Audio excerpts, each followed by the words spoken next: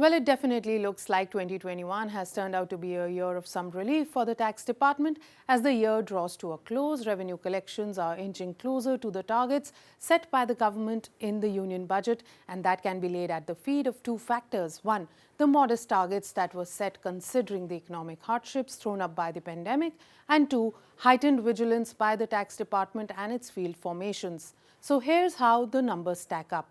Gross tax collections in the first 7 months of the fiscal till October stand at 13.6 lakh crores, that is 61% of the FY22 targets set at 22.17 lakh crore rupees. Remember, to account for the impact of the pandemic, the centre had cut the gross tax collections target for the current fiscal by nearly 2 lakh crore rupees from the previous year target.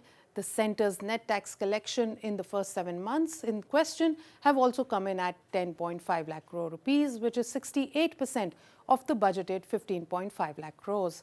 Let's go a little deeper into these numbers. Direct tax collections over the first 7 months of the fiscal have jumped 70% from a year ago, and indirect taxes have jumped 44%. Both are at 60% of the fiscal year target.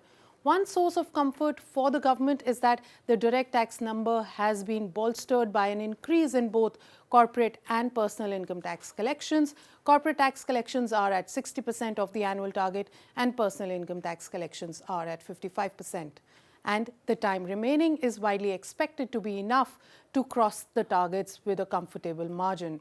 On the indirect tax front, the government's collections have received support from good GST collections and custom duty collections, with customs duty already crossing 80% of the full year target. Excise collections, in which petroleum excise has been a major contributor, given government's adamant resolve not to lower duties, have also helped the government's coffers.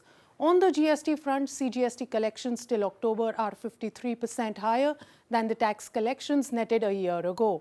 Experts credit this healthy run rate to an overall economic revival since the pandemic-induced lockdowns were lifted, the government's decision to incentivize various sectors, and the taxman's use of data mining and artificial intelligence to plug leakages and clamp down evasion. All this set the stage for a good year and a strong showing when the finance minister stands up to present the next budget early in 2022.